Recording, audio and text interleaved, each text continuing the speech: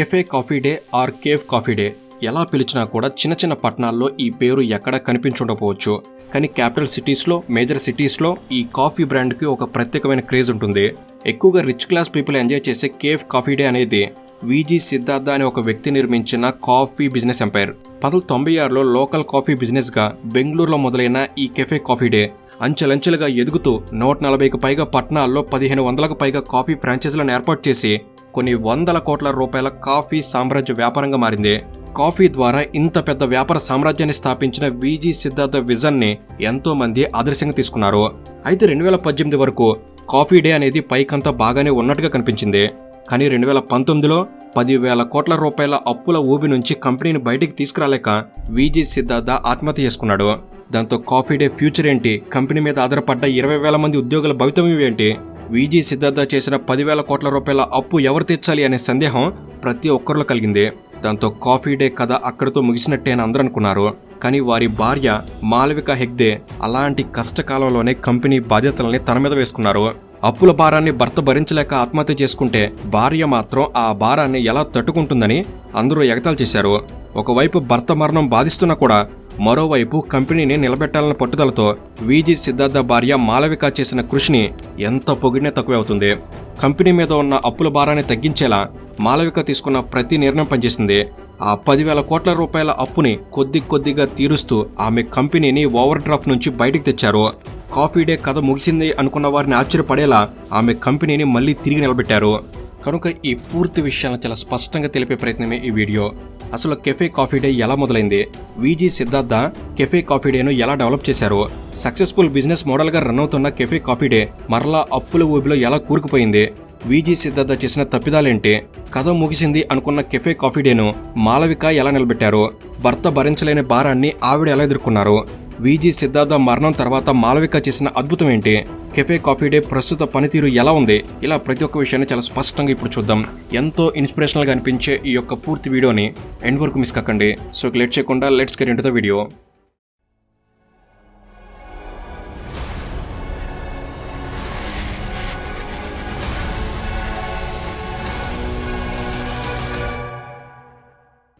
Cafe coffee డేని షార్ట్కట్లో CCD అంటారు. సిసిడిని స్థాపించిన విజి సిద్ధార్థ పూర్తి పేరు వీరప్ప గంగయ్య సిద్ధార్థ హెగ్డే. సిద్ధార్థ పూర్వీకుల కాలం నుంచే వారికి కాఫీ ఎస్టేట్స్ ఉండేవి. కర్ణాటకలోని మర్నాడు ప్రాంతంలో చిక్మంగళూరు జిల్లాలో సిద్ధార్థ కుటుంబం కాఫీ సాగు చేసేది. ఆ ప్రాంతంలో కాఫీ ఒక లాభసాటి పంట కాబట్టి సిద్ధార్థ కుటుంబం కాస్త సంపన్నమైన కుటుంబం అనే చెప్పాలి. ఉన్నత కుటుంబం, మంచి జీవితం. సింపుల్గా సిద్ధార్థ వాళ్ళ కాఫీ ఎస్టేట్స్ చూసుకున్న జీవితం బాగానే ఉండేది. కానీ చదువు పూర్తయ్యాక సిద్ధార్థకు స్టాక్ మార్కెట్ మీద ఇంట్రెస్ట్ ఏర్పడింది. దాంతో 24 ఏళ్ల వయసులో సిద్ధార్థ బాంబేలో ఉండే మహేంద్ర కంపెనీ అనే ఒక పెద్ద వ్యాపారవేత్త వద్ద ఇంటర్న్గా జాయిన్ అయ్యాడు. మహేంద్ర కంపెనీ అనే వ్యక్తి జేఎం ఫైనాన్షియల్ లిమిటెడ్ అనే సంస్థను స్థాపించారు. ప్రస్తుతం దాని విలువ $37 బిలియన్ వరకు ఉంటుంది. ఫైనాన్షియల్ సర్కిల్స్లో మహేంద్ర కంపెనీ గారికి ఒక ప్రత్యేకమైన గుర్తింపు ఉండేది. 1980ల మొదట్లో ఆయన ఇండియాలోనే one of the successful financial entrepreneur. అలాంటి వ్యక్తి వద్ద ఇంటర్న్గా అవకాశం రావడం అనేది సులభమైన విషయం కాదు. కానీ సిద్ధార్థకి ఆ అవకాశం లభించింది. దాంతో ఆయన మహేంద్ర కంపెనీ గారి వద్ద వ్యాపార మెలకువలు నేర్చుకున్నాడు. ఆ సమయంలో సిద్ధార్థకు బిజినెస్ సర్కిల్స్లో పరిచయాలు ఏర్పడ్డాయి. మహేంద్ర కంపెనీ గారి వద్ద ఇంటర్న్షిప్ చేస్తున్న సమయంలో సిద్ధార్థకి ఒక విషయం అర్థమైంది. అప్పట్లో స్టాక్ మార్కెట్ ట్రేడింగ్ అంతా మాన్యువల్గా జరిగేది. ఆన్లైన్ ట్రాన్సాక్షన్స్ ఉండేవి కావు. ఆ టైంలో ఒక స్టాక్ ప్రైస్ బాంబేలో ఒక రేటు ఉంటే కలకత్తా, బెంగళూరు, చెన్నై, హైదరాబాద్ లాంటి నగరాల్లో వేరువేరు రేట్లకి ఆ స్టాక్ అందుబాటులో ఉండేది. యూనిఫామ్ ప్రైజింగ్ ఉండేది కాదు. స్టాక్ మార్కెట్లో ఉన్న ఈ చిన్న లోపాన్ని గమనించిన సిద్ధార్థకి ఒక ఆలోచన వచ్చింది. స్టాక్ ని తక్కువ ధరకు లభించే దగ్గర కొని ఎక్కువ ధరకు అమ్ముడుపోయే సిటీలో అమ్మితే ఎలా ఉంటుంది అని అనుకున్నాడు. అలా సిద్ధార్థ తనకొచ్చిన ఆలోచనని ఇంప్లిమెంట్ చేశాడు. ఈ స్టాక్ రీసేలింగ్ బిజినెస్ కోసం బెంగళూరులో ఉన్న శివన్ సెక్యూరిటీస్ అనే సంస్థను కొనుగోలు చేసి వ్యాపారం చేయడం స్టార్ట్ చేశాడు. శివన్ సెక్యూరిటీస్ ని కొంతకాలం తర్వాత వే2 సెక్యూరిటీస్ గా మార్చాడు. అలా వే2 సెక్యూరిటీస్ ద్వారా స్టాక్ మార్కెట్ ను ఉపయోగించుకుని సిద్ధార్థ 300 కోట్ల రూపాయల వరకు సంపాదించాడు. అలా సిద్ధార్థ వ్యాపార ప్రస్థానం మొదలైంది. ఇక సిద్ధార్థ స్టాక్ ఆర్బిట్రేజ్ గొప్పగా నడుస్తున్న సమయంలో కాంగ్రెస్ లీడర్, అప్పటి సిట్టింగ్ ఎమ్మెల్యే ఎస్ఎం కృష్ణ అనే పొలిటీషియన్ కూతురు మాలవికతో సిద్ధార్థకు పెళ్లి జరిగింది. దాంతో సిద్ధార్థకు పొలిటికల్ సర్కిల్స్ లో కూడా పరిచయాలు ఏర్పడ్డాయి. ఇక 1992లో స్టాక్ మార్కెట్ సెంట్రిక్ గా హర్షద్ మెహతా స్కామ్ బయటికి రావడం, స్టాక్ మార్కెట్ ఒక్కసారిగా కుప్పకూలడం ఇవన్నీ జరిగాయి.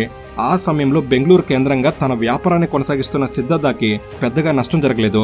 కానీ ఆ సమయంలో ఇన్ఫోసిస్ అనే టెక్ స్టార్టప్ గురించి సిద్ధార్థకు తెలిసిందే. దాంతో సిద్ధార్థ 13 కోట్ల రూపాయలతో ఇన్ఫోసిస్లో 60,000 షేర్స్ కొన్నాడు. అయితే హర్షద్ మెహతా స్కామ్ తర్వాత సిద్ధార్థకి స్టాక్ మార్కెట్ మీద నమ్మకం తగ్గింది. స్టాక్ మార్కెట్లో హర్షద్ మెహతా లాంటి వారు ఎంతో మంది ఉన్నారనే అనుమానం కలిగింది. దాంతో ఆ సమయంలో సిద్ధార్థకు ఏదైనా ఒక పెద్ద బ్రాండ్ని క్రియేట్ చేయాలనిపించింది. అయితే తను చిన్నప్పటి నుంచి కాఫీ ఎస్టేట్స్ మధ్య పెరగడం, కాఫీ రైతుల కష్టాలు పూర్తిగా తెలిసిన వ్యక్తి కాబట్టి కాఫీ ట్రేడింగ్ కంపెనీ స్టార్ట్ చేయాలని ఆలోచన వచ్చింది. అప్పట్లో కాఫీ రైతులు పండించిన పంటని పూర్తిగా ప్రభుత్వం మాత్రమే కొనుగోలు చేసేది. కాఫీ బోర్డు ద్వారా రైతుల నుంచి కాఫీని కొనుగోలు చేసి దాన్ని విదేశాలకు ఎక్స్పోర్ట్ చేసేవారు. దీనివల్ల రైతులకి చాలా తక్కువ ఆదాయం వచ్చేది. ఎక్స్పోర్ట్స్ ద్వారా వచ్చే ప్రాఫిట్ చాలా వరకు ప్రభుత్వానికి దక్కేది. కాబట్టి కాఫీ ఇండస్ట్రీలో ఉన్న రెగ్యులేషన్స్ ని తగ్గించి కాఫీ ట్రేడింగ్ కి ప్రైవేటు పార్ట్నర్స్ ని అనుమతించాలనే ఆలోచన సిద్ధార్థకి మొదలైంది. దాంతో కర్ణాటకలోని కాఫీ రైతులతో సిద్ధార్థ చర్చలు మొదలుపెట్టాడు.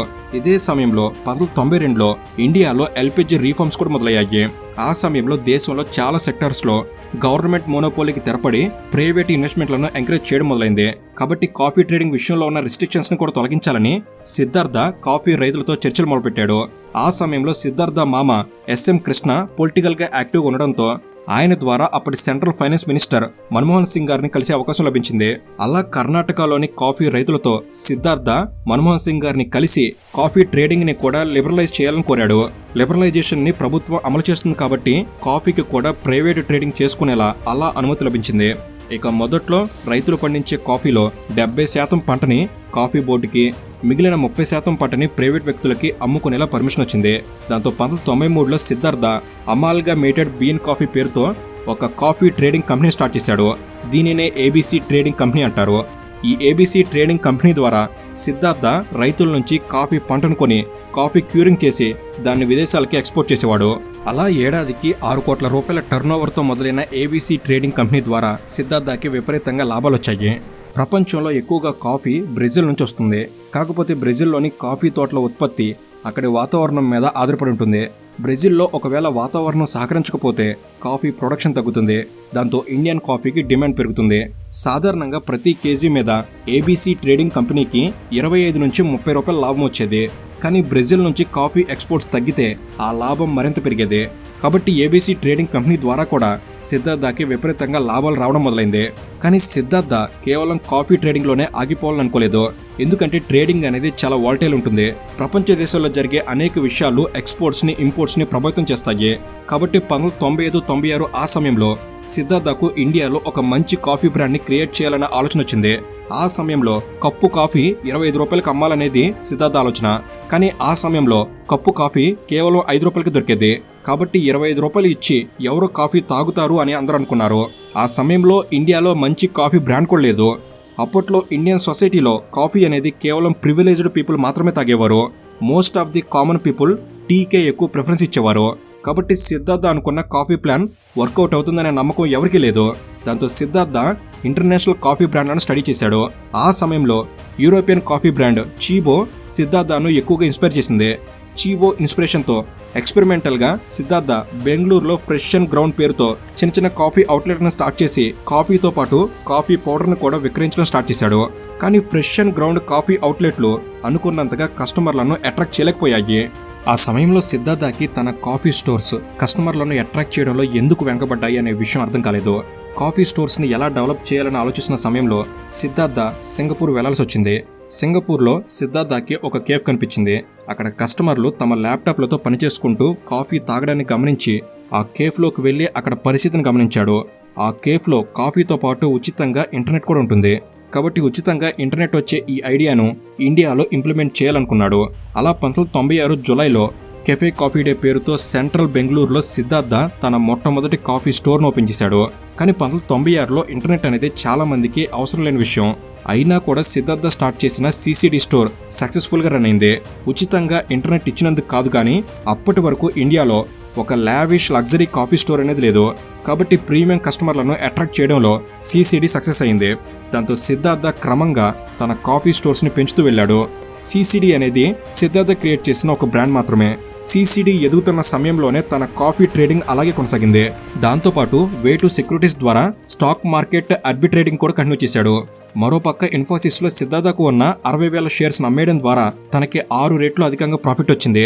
ఆ ప్రాఫిట్ మొత్తాన్ని మైండ్ ట్రీలో పెట్టుబడిగా పెట్టాడు.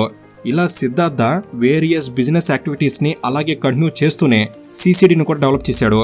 సిద్ధార్థ రన్ చేస్తున్న బిజినెస్ లన్నింటినీ కాఫీ డే ఎంటర్ప్రైజెస్ లిమిటెడ్ అనే ఫర్మ్ పేరుతో రన్ చేసేవాడు. ఇక 2001 వచ్చేసరికి సిద్ధార్థ బెంగళూరు, చెన్నై, మైసూర్ ఈ 3 సిటీస్ లో మొత్తం 18 సిసిడి అవుట్లెట్లను సృష్టించాడు. సిసిడి ఆపరేషన్స్ మొదట్లో పూర్తిగా సిద్ధార్థకు తెలిసిన వారితో నడిచేవి. సిద్ధార్థ బంధువుల్ని, తెలిసిన వారిని, ఉద్యోగం కోసం వెతుకుతున్న వారిని తీసుకొచ్చి వారి ద్వారా సిసిడి స్టోర్స్ ని రన్ చేసేవాడు. కానీ సిసిడి ద్వారా అనుకున్నంత ప్రాఫిట్స్ మాత్రం రాలేదు. కానీ ఇతర బిజినెస్ యాక్టివిటీస్ ద్వారా లాభాలు వస్తుండడంతో సిద్ధార్థ కూడా సిసిడి నుంచి లాభాలు రాకపోవడాన్ని పెద్దగా కేర్ చేయలేదు. కేవలం సిసిడిని దేశమంతా విస్తరించడం మీదనే దృష్టి పెట్టాడు. ఇక 2007-2008 ఆ సమయంలో దేశంలో ఇంటర్నెట్ బూమ్ స్టార్ట్ అయింది. Information technology service sector boom start కావడం, మెట్రో సిటీస్లో ఐటీ వర్క్ కల్చర్ బాగా డెవలప్ కావడం లాంటివి జరిగాయి. దాంతో సిసిడి స్టోర్స్ కి కస్టమర్లు బాగా పెరిగారు. అలా సిసిడి అనేది మెట్రోపాలిటన్ సిటీస్లో ఐటీ కల్చర్ ఎక్కువగా ఉన్న దగ్గర ఒక బెస్ట్ హ్యాంగ్అవుట్ స్పాట్గా మారిపోయింది. దాంతో 2008 వచ్చేసరికి దేశవ్యాప్తంగా 560 సిసిడి స్టోర్స్ క్రియేట్ అయ్యాయి. అయితే దేశంలో కాస్ట్లీ కాఫీకి మార్కెట్ లేదు అనే అనుమానాల్ని సిద్ధార్థ తన సిసిడి ద్వారా పూర్తిగా తొలగించి వేశాడు. దాంతో ఇండియన్ మార్కెట్లో కాఫీ బ్రాండ్కి కూడా ఆదరణ ఉంటుందని ఇంటర్నేషనల్ కంపెనీలు కూడా ఇండియన్ మార్కెట్లోకి ఎంటర్ కావడం స్టార్ట్ చేశాయి. ఒకవైపు సిసిడి ఎక్స్పాండ్ అవుతూనే ఉంది, మరోవైపు Barista, Costa Coffee, Starbucks, Nescafe ఇలాంటి బ్రాండ్స్ కూడా తమ అవుట్లెట్లను స్టార్ట్ చేశాయి. కాంపిటీషన్ ఫేస్ చేస్తూనే సిద్ధార్థ కూడా సిసిడిని విస్తరిస్తూ వెళ్ళాడు. అయితే సిసిడి ఎక్స్పెన్షన్ మీదనే ఎక్కువ దృష్టి పెట్టడంతో మిగతా వ్యాపారాల్లో వస్తున్న లాభాలన్నీ కూడా ఈ సిసిడి వైపే మళ్లించాల్సి వచ్చింది. దాంతోపాటు గ్లోబల్ విలేజ్ టెక్ పార్క్ పేరుతో ఆఫీసు స్పేస్ ప్రొవైడ్ చేసే ఒక భారీ టెక్ కాంప్లెక్స్ ను కూడా స్టార్ట్ చేశాడు. అప్పట్లోనే 3,000 కోట్ల వరకు ఉండేది. 2019లో ఈ టెక్ పార్క్ అందుబాటులోకి వచ్చింది. మైండ్ ట్రీలో కూడా సిద్ధార్థ పెట్టుబడులు పెట్టాడు. మైండ్ ట్రీలో కాఫీ డే ఎంటర్ప్రైజెస్ కి 21% వాటా ఉండేది. ఇలా సిద్ధార్థ చాలా ర్యాపిడ్ గా గ్రో అయ్యాడు. సిద్ధార్థ గ్రోయింగ్ స్పీడ్ చూస్తే అంతా బాగానే ఉన్నట్టు అనిపించింది. కానీ సిద్ధార్థ క్రమంగా కంపెనీ పేరు మీద అప్పులు చేయడం స్టార్ట్ చేశాడు. 2012 వచ్చేసరికి లాంగ్ టర్మ్ బారోయింగ్స్ 1,600 కోట్ల వరకు వెళ్ళాయి. ఇక 2015 వచ్చేసరికి 1,600 కోట్ల అప్పు కాస్త 3,500 కోట్ల వరకు పెరిగిపోయింది. దాంతో 2015లో సిద్ధార్థ తన కాఫీ డే ఎంటర్ప్రైజెస్ లిమిటెడ్ ని స్టాక్ మార్కెట్లో లిస్ట్ చేసి 1,150 కోట్ల రూపాయల ఫండ్ మొబిలైజేషన్ కోసం ఐపీఓను లాంచ్ చేశాడు. కానీ కాఫీ డే బిజినెస్ మోడల్ ని, బ్యాలెన్స్ షీట్స్ అన్ని గమనించిన స్టాక్ ఎక్స్పర్ట్స్ కి కాఫీ డే మీద నమ్మకం రాలేదు. దాంతో కాఫీ డే షేర్ ని 328 రూపాయలకి ఇష్యూ చేస్తే 270 రూపాయలకి షేర్ లిస్ట్ అయింది. దాంతో అనుకున్నంత మార్కెట్ క్యాపిటల్ లభించలేదు. దాంతో సిద్ధార్థ అదే పనిగా అప్పులు చేస్తూ వెళ్ళాడు. ఒక వ్యాపారంలో వస్తున్న లాభాల్ని మరో వ్యాపారానికి మళ్లించేవాడు. రియల్ ఎస్టేట్ పెట్టుబడులను కూడా ఇంకా పెంచుతూ వెళ్ళాడు. దాంతో సిద్ధార్థ తనకు అవసరమైన ఆపరేటింగ్ క్యాపిటల్ కోసం తన కంపెనీ షేర్లను తాకట్టు పెట్టడం స్టార్ట్ చేశాడు. ఒకవైపు కంపెనీ అప్పుల్లో వెళ్తున్నా కూడా సిద్ధార్థ సిసిడి విస్తరణని అలాగే కొనసాగిస్తూ వెళ్ళాడు. అయితే గతంలో కార్పొరేట్ కంపెనీలకి బ్యాంకుల నుంచి తీసుకున్న లోన్ని చెల్లించేందుకు మళ్లీ బ్యాంకులే లోన్ ఇచ్చేవి. ఆ లోన్తో ముందు తీసుకున్న లోన్లను రీపే చేసేవారు. వీటినే ఎవర్ గ్రీనింగ్ లోన్స్ అంటారు. కానీ 2017లో ఈ విధానానికి అడ్డుకట్టబడింది. దాంతో సిద్ధార్థకి కొత్తగా లోన్స్ రావడం ఆగిపోయింది. దాంతో తీసుకున్న లోన్లను రీపే చేయాల్సిన అవసరం ఏర్పడింది. అలాంటి సమయంలో 2017లో బెంగళూరులోని సిద్ధార్థ ఇంటి మీద, అతని ఆఫీసుల మీద ఇన్కమ్ ట్యాక్స్ రైడ్ జరిగాయి. సిద్ధార్థ మీద ఇన్కమ్ ట్యాక్స్ రైడ్ జరగడం, ట్యాక్స్ ఇర్రెగ్యులారిటీస్ బయటకు రావడంతో కంపెనీ షేర్ వాల్యూ పడిపోయింది. అలా 2017 నుంచి సిద్ధార్థని ఆర్థిక కష్టాలు చుట్టుముట్టడం మొదలైంది. 2019 వరకు సిద్ధార్థ అప్పుల భారం 10,000 కోట్ల వరకు చేరుకుంది. మరోవైపు సిసిడి దేశవ్యాప్తంగా 1700 అవుట్లెట్లను రన్ చేసే స్థాయికి చేరుకుంది. 2019లో సిద్ధార్థ తన అప్పుల ఊబి నుంచి బయటకు వచ్చేందుకు 2019 మార్చిలో మైండ్ ట్రీలో తనకున్న 21% వాటాని ఎల్ఎన్టీకి అమ్మేశాడు. దాంతో సిద్ధార్థకి 3,200 కోట్ల రూపాయలు వచ్చాయి. ఈ డబ్బుతో అప్పులు తీర్చాడు. ఇక సిసిడి స్టోర్స్లో ఉన్న వెండింగ్ మిషన్స్ ని కూడా అమ్మాలనుకున్నాడు. కోకోకోలా కంపెనీతో చర్చలు జరిపాడు. 8,000 కోట్ల రూపాయలు డిమాండ్ చేశాడు. కానీ ఈ డీల్ వర్కౌట్ కాలేదు. దేశవ్యాప్తంగా ఉన్న 1,700 సిసిడి అవుట్లెట్లకు 8,000 కోట్ల రూపాయలు ఇచ్చేందుకు కోకోకోలా అంగీకరించలేదు. అప్పటికే సిద్ధార్థకు తీర్చాల్సిన అప్పులు 7,200 కోట్ల వరకు ఉన్నాయి. ఈ అప్పుల భారాన్ని, ఒత్తిడిని సిద్ధార్థ తట్టుకోలేకపోయాడు. దాంతో ఇక 2019 జూలై 29న సిద్ధార్థ బెంగళూరులోనే తన ఇంటి నుంచి బయలుదేరాడు. కాఫీ ఎస్టేట్స్ చూసేందుకు వెళ్తున్నానని చెప్పి ఇన్నోవాలో స్టార్ట్ అయ్యాడు. ఆ ఇన్నోవాలో సిద్ధార్థతో పాటు కారు డ్రైవర్ తప్ప ఎవరూ లేరు. ఆ కారుని మంగళూరు తీసుకెళ్లమని డ్రైవర్కి చెప్పాడు. ఆ మార్గంలో నేత్రావతి నది మీద ఉన్న వంతెన మీదుగా వెళ్లాల్సి ఉంటుంది. సిద్ధార్థ ప్రయాణిస్తున్న కారు ఆ నేత్రావతి నది బ్రిడ్జ్ వరకు వచ్చిన తర్వాత సిద్ధార్థ ఆ బ్రిడ్జ్ మీద కారు ఆపమని చెప్పాడు. నేను ఈ బ్రిడ్జ్ మీద నడిచొస్తాను, కారుని బ్రిడ్జ్ అవతల పెట్టు అని చెప్పాడు. ఆ డ్రైవర్ సరిగ్గా సిద్ధార్థ చెప్పినట్టు చేశాడు. కానీ సిద్ధార్థ మాత్రం మళ్ళీ కారు వద్దకు రాలేదు. ఆ కారు బ్రిడ్జ్ చివరికి చేరుకునే లోపే సిద్ధార్థ ఆ నేత్రావతి నదిలో దూకేశాడు. సిద్ధార్థ ఇంతకు రాకపోవడంతో డ్రైవర్కి అనుమానం వచ్చింది. విషయం కుటుంబ సభ్యులకు తెలియజేశాడు. అక్కడ స్థానిక పోలీస్ స్టేషన్లో మిస్సింగ్ కంప్లైంట్ ఫైల్ చేశారు. మొత్తానికి 36 గంటల పాటు సెర్చ్ చేసిన తర్వాత గానీ సిద్ధార్థ డెడ్ బాడీ లభించలేదు. నేత్రావతి నది బ్యాక్ వాటర్స్లో సిద్ధార్థ బాడీ లభించింది. అయితే సిసిడి లాంటి బ్రాండ్ ఫౌండర్, మేనేజింగ్ డైరెక్టర్, బెంగళూరులోని one of the successful business person VG Siddhartha ఆత్మహత్యకు పాల్పడ్డాడు అనే వార్త ఇండియా వైడ్గా సెన్సేషన్ అయింది. కానీ సిద్ధార్థ మరణానికి కారణం ఏంటి అనే విషయంలో ఎవరికీ క్లారిటీ లేదు. అలాంటి సమయంలో సిద్ధార్థ ఆఫీసులో పోలీసులకు ఒక లెటర్ లభించింది. సిద్ధార్థ తాను మరణించడానికి 2 రోజుల ముందే ఆ లెటర్ని రెడీ చేశాడు. నేను నా సాయశక్తిలో ప్రయత్నించానని చెప్పాలనుకుంటున్నాను. నాపై నమ్మకం ఉంచిన వారందరినీ నిరాశపరిచినందుకు నేను చాలా చింతిస్తున్నాను అంటూ తన మీద ఉన్న క్రెడిట్ ప్రెజర్ వల్లే తాను ఈ నిర్ణయం తీసుకున్నట్టు క్లియర్గా ఆ లెటర్లో మెన్షన్ చేశాడు. అలా సిసిడిని స్థాపించి వేల కోట్ల రూపాయల వ్యాపార సామ్రాజ్యాన్ని సృష్టించిన సిద్ధార్థ కథ ముగిసింది. కానీ సిసిడి భవితవ్యం ఏంటి అనే అనుమానాలు మొదలయ్యాయి. కంపెనీని నమ్ముకొని ఉన్న 20,000 మంది ఉద్యోగుల భవితవ్యం ఎలా ఉండబోతుంది? సిద్ధార్థ చేసిన అప్పులను ఎవరు తీరుస్తారు అనే ప్రశ్నలు మొదలయ్యాయి. కానీ ఈ ప్రశ్నలన్నిటికీ సమాధానం లభించడానికి ఎంతో కాలం పట్టలేదు. భర్త స్థానంలో కాఫీ డే ఎంటర్ప్రైజెస్ లిమిటెడ్ బాధ్యతల్ని సిద్ధార్థ భార్య మాలవిక తీసుకున్నారు. సిద్ధార్థ మరణం బాధిస్తున్నా కూడా తన భర్తను ఎవరు డీఫాల్టర్ అని అనకూడదని మాలవిక 7,200 కోట్ల రూపాయల అప్పుల భారాన్ని కూడా భరించేందుకు ముందుకొచ్చారు. ముందుగా కాఫీ డే ఎంటర్ప్రైజెస్ లిమిటెడ్లో ఉన్న కాఫీకి సంబంధం లేని మిగతా వ్యాపారాలను క్లోజ్ చేశారు. కేవలం సిసిడి మీద మాత్రమే దృష్టి పెట్టారు. బెంగళూరులో ఉన్న గ్లోబల్ విలేజ్ టెక్ పార్క్ని అమ్మకానికి పెట్టి 2,700 కోట్ల రూపాయలకి దాన్ని అమ్మేశారు. ఇక వే2 వెల్త్ కంపెనీని కూడా 65 కోట్ల రూపాయలకి అమ్మేశారు. ఇలా కాఫీతో సంబంధం లేని మిగతా వ్యాపారాలని అమ్మడం ద్వారా ఆమె 3,000 కోట్ల రూపాయల వరకు అప్పును తీర్చేశారు. ఆ తర్వాత సిసిడి మీద మాత్రమే కాన్సన్ట్రేట్ చేసి సిసిడిలో తక్కువ లాభాలు ఇస్తున్న అవుట్లెట్లను క్లోజ్ చేశారు. 2019లో 1,700కు పైగా ఉన్న సిసిడి అవుట్లెట్లను తగ్గిస్తూ 2023 వచ్చేసరికి 450 వరకు తీసుకొచ్చారు. మాలవిక చేస్తున్న ఈ చర్యల వల్ల సిసిడి రెవెన్యూ పడిపోయింది. 3,500 కోట్ల నుంచి 2022లో 580 కోట్లకు పడిపోయింది. కానీ మాలవిక చేసిన ప్రయత్నాలు మంచి ఫలితాలను ఇచ్చాయి. లాభం లేకుండా రెవెన్యూను లెక్క పెడుతూ కూర్చుంటే కంపెనీ రన్ చేయలేం. కాబట్టి రెవెన్యూ తగ్గినా కూడా ప్రాఫిటబుల్ స్టోర్స్ మాత్రమే ఉండేలా మాలవిక చర్యలు మొదలుపెట్టారు. దానివల్ల సిసిడి మార్జినల్ ప్రాఫిట్స్ పెరిగాయి. కంపెనీ రెవెన్యూ కూడా క్రమంగా పెరుగుతూ వెళ్ళింది. అలా సిసిడి మళ్ళీ మార్కెట్లో దాని ప్లేస్ని ఆక్యుపై చేయడం స్టార్ట్ అయింది. వీటితో పాటు మాలవిక తన భర్త బ్యాంకుల నుంచి తీసుకున్న అప్పుల్ని రీషెడ్యూల్ చేయించడం లాంటివి చేసింది. అలా మాలవిక తన భర్త సిద్ధార్థ అలా 10 వ్యాపారాల మీద దృష్టి పెట్టకుండా కేవలం సిసిడిని మాత్రమే చూసుకుంటూ క్రమంగా కంపెనీని మళ్లీ నిలబెట్టింది. దాంతో 2019లో యావరేజ్గా ఒక్కో అవుట్లెట్ నుంచి ₹1 కోటి ఆదాయం వచ్చేది. అలా 450 అవుట్లెట్ల నుంచి 450 కోట్ల రూపాయల వరకు రెవెన్యూ జనరేట్ అయ్యేది.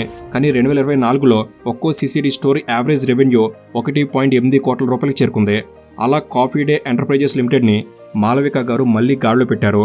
ప్రస్తుతం అవుట్లెట్ల పరంగా సిసిడి అనేది ఇండియాలోనే largest coffee chain network, revenue పరంగా 2వ అతిపెద్ద కాఫీ బ్రాండ్. ఇక 2025 ఫైనాన్షియల్ ఇయర్లో సిసిడి రెవెన్యూ 1,100 కోట్ల రూపాయలకు చేరుకుంది. 2019లో సిద్ధార్థ మరణించిన సమయంలో ఉన్న 7,200 కోట్ల రూపాయల అప్పుని మాలవిక తీర్చుకుంటూ 1,300 కోట్ల రూపాయలకు తీసుకొచ్చారు.